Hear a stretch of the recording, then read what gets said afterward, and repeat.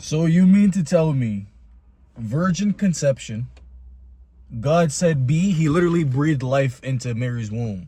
Or I guess he sent a spirit down to inseminate Mary. So you mean to tell me virgin conception, he's the word of God or word from God. He's a spirit from, he's a spirit from God. Yeah. Virgin conception, he's a word from God, a spirit from God. Even those three alone, no other prophet could even come close to claiming they have even somewhat close to those honors. Maybe Adam, but he's the first. He's the first ever to be born. So that's not even really a good argument, because the religion isn't about Adam, it's about Muhammad. So anyway, virgin conception, word from God, spirit from God. First of all, nobody else is called the word from God. You guys might say, everybody's made from the word of God. The word of God said be and everything was. But who's uniquely and distinctly called to be that? Nobody else besides Isa of the Quran. So anyway, virgin conception, word from God, spirit from God, talks from the cradle, right? Talks from the cradle, gives life by the permission of God. By the permission of God, he gives life to a clay bird, right? He forms a clay bird up from the earth, essentially. I was trying to think of a different phrasing, but I'll go with that. He forms a clay bird up from the earth, and then he breathes life into the clay bird, and the clay bird has life by the permission of Allah. I'm not gonna lie, just because you add by the permission of Allah doesn't take away from the fact that creating life is a divinely unique act. And also that no other prophet has the honors of having the permission, the authority to give life on earth. Why? Because that's a distinct trait of Allah. And I'm not even trying to say that Jesus is God in this video, but the parallels, you can't help but draw some parallels. So creation, giving life and taking life, is accredited to Allah alone, right? So why would he share in that distinct trait, that distinct attribute? So he has all these attributes, but I think we know that above them all, giving life is the highest, or something like the highest. And even Muhammad agrees with this. Go to, in the Quran, 46:4. He's talking to idolaters, and he's referencing idols, and he's giving criteria for divinity, right? So he says this. This is paraphrasing. Of your idols, give me one thing they've created from the earth. Even Muhammad understands. Everybody understands. A basic criteria for divinity is creation. Do you give life? Have you given life? Have you created something from the earth? Even just that, he's being generous by saying creation from the earth. He's being generous by saying from the earth. Really, he could have just said from nothing, because that's ultimately what Muslims will say. Well, Allah created from nothing, right? So he still is distinct from Jesus. And you know what? I'll be generous and I'll grant that, because I'm not trying to say that Isa is God in the Quran, even though it looks like that. He looks divine. He looks, at the very least, he's the greatest prophet in the Quran. Because you give, okay, so we'll say this. The greatest miracles are given to the greatest prophets. And Muhammad doesn't even have a sign or miracle. People say, why does that matter? Before we look to hadith, because hadith contradicts the Quran. The Quran says people go to Muhammad and ask him, where are the signs and miracles? And that's the essence of it.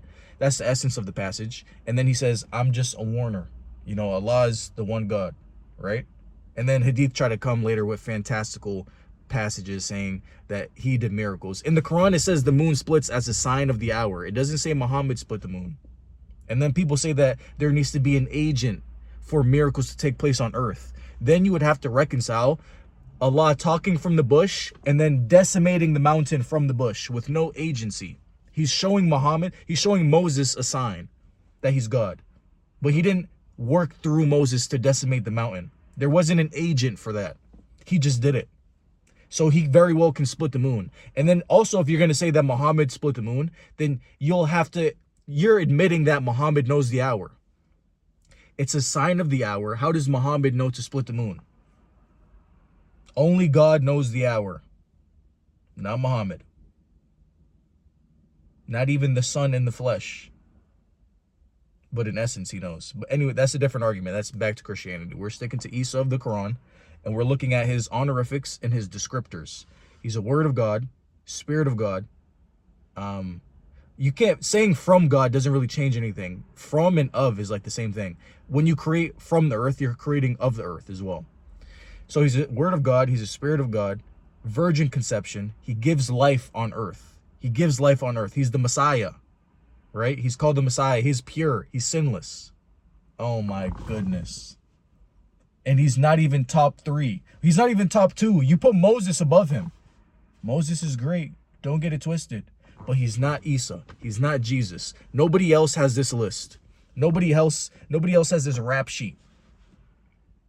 And then actually, no. So his messianic mission, you know nothing of it from the Quran. You have to go to later text, hadith. That's problematic in and of itself.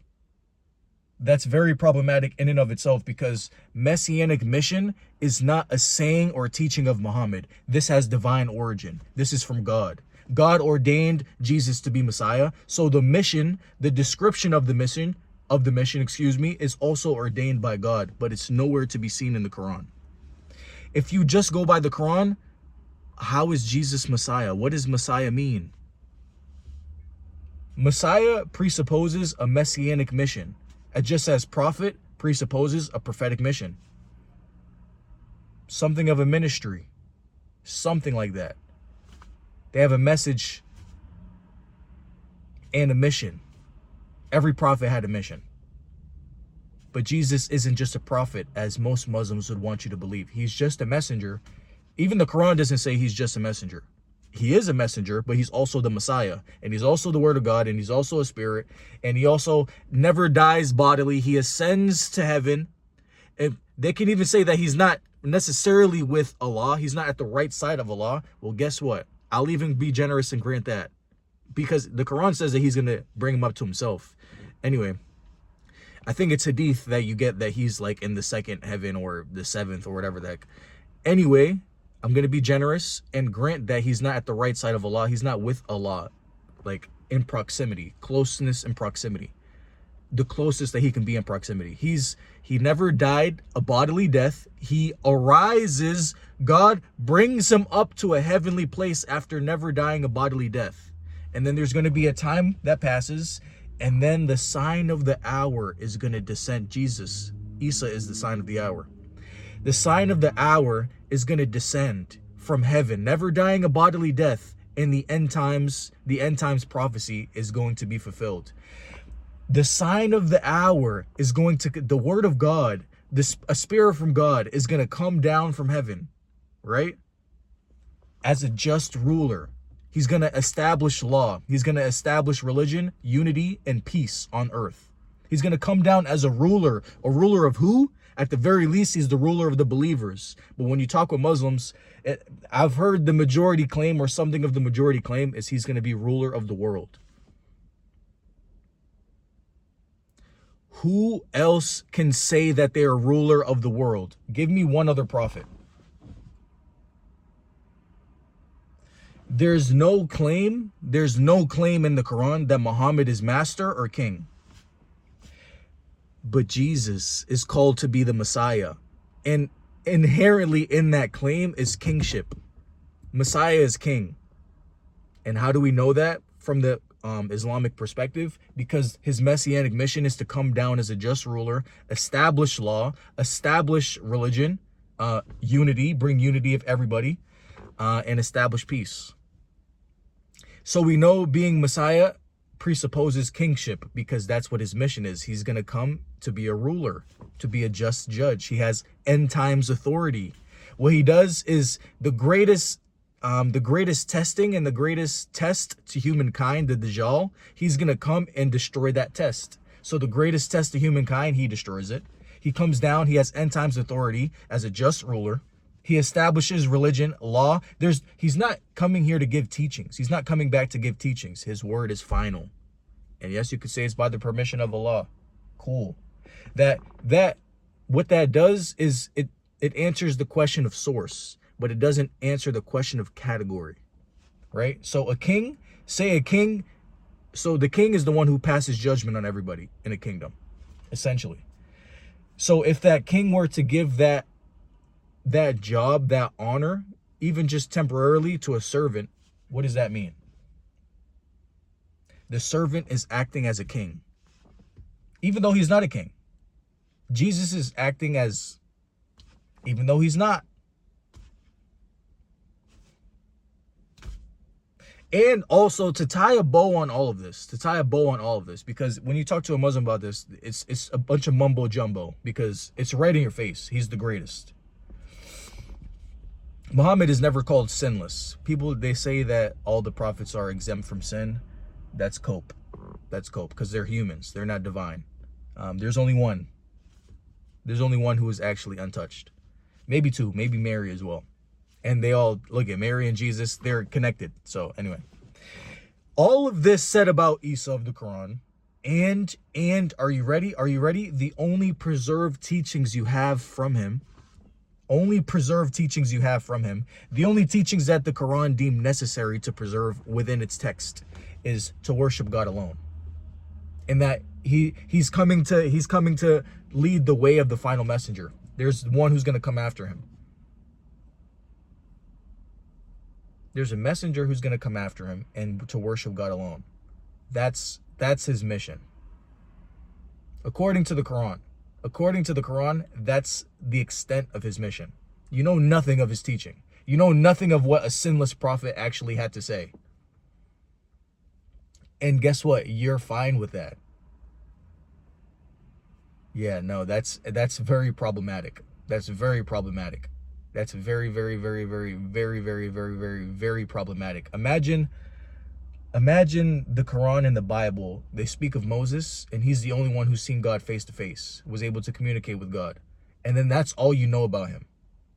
They don't tell you like what he said, like how he lived his life, his ministry, what his mission was. They don't tell you anything. They just said that Moses was able to speak with God. And then it ends there. That's problematic. What's even more problematic is being okay with that. Not going to seek. This guy was amazing. What did he say? What was his mission? I have to know. If you're a genuine seeker, you have to know. If you're brainwashed, then you don't have to know. Okay, this is what they tell me. Yeah, he looks amazing, but I don't really care.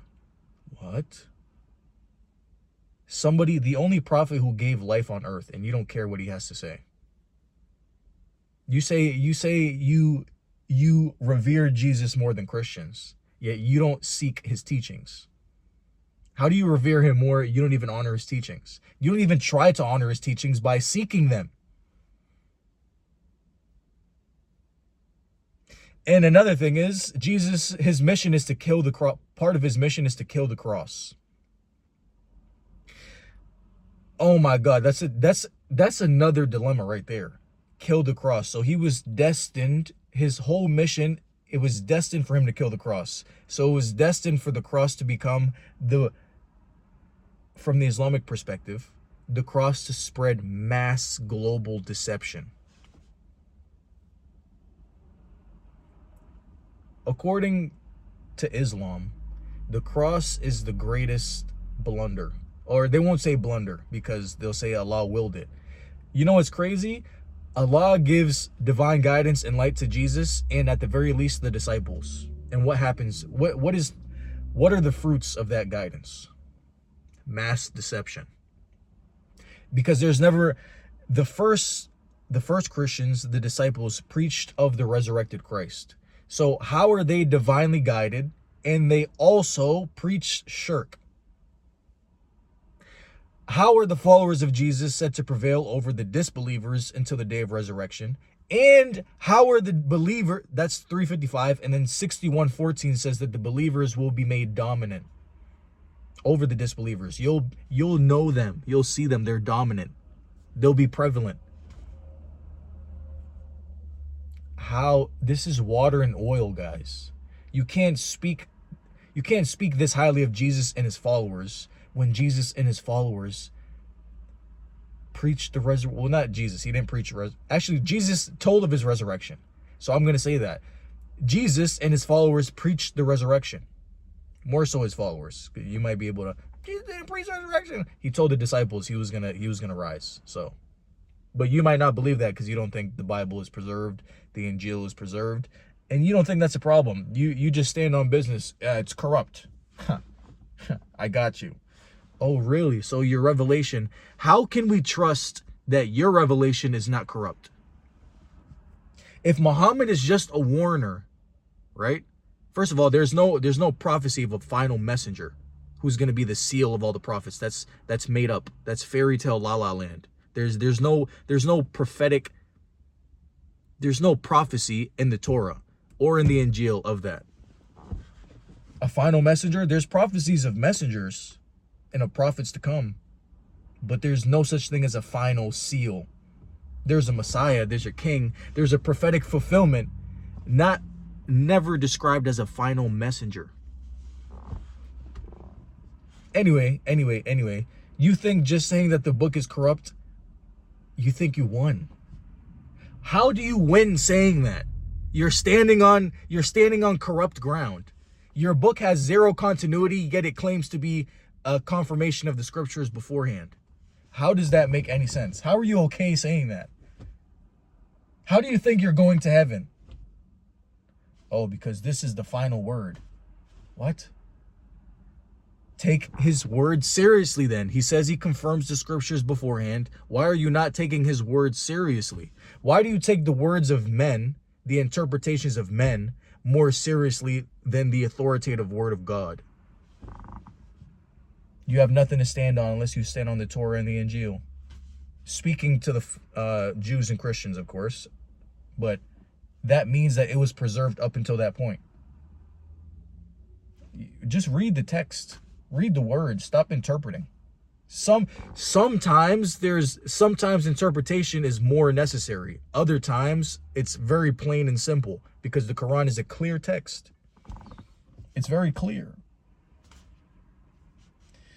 Yeah, Isa is the greatest prophet and he looks divine. If Muhammad is the final and greatest prophet, why is there another one that looks like him? Why is there another one that looks like God? Muhammad didn't look like God.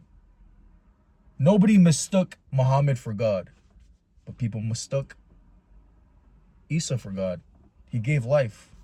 He ascended to heaven, never having a bodily death, and he's going to come down as a just ruler. That looks divine. That looks divine. That looks like a partner. That looks like a partner in crime. You know? Like Allah is ultimate, and then he's like, yo, but this is my OG. Like, this is my ride or die Isa. I'm going to rise him up to me, and then he's going to come down, and he's going to establish the law. He's going to make the way for me. He's going to make the way for judgment. If Muhammad is the greatest prophet, how come the greatest miracle was reserved for another? How come the most divine looking miracle is reserved for another? How come another looks more like God?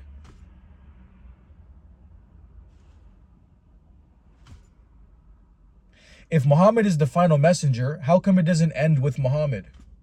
You know Jesus is coming back, right? Jesus is coming back to establish rule and to establish unity and to bring peace. Isn't that what the final person is supposed to do?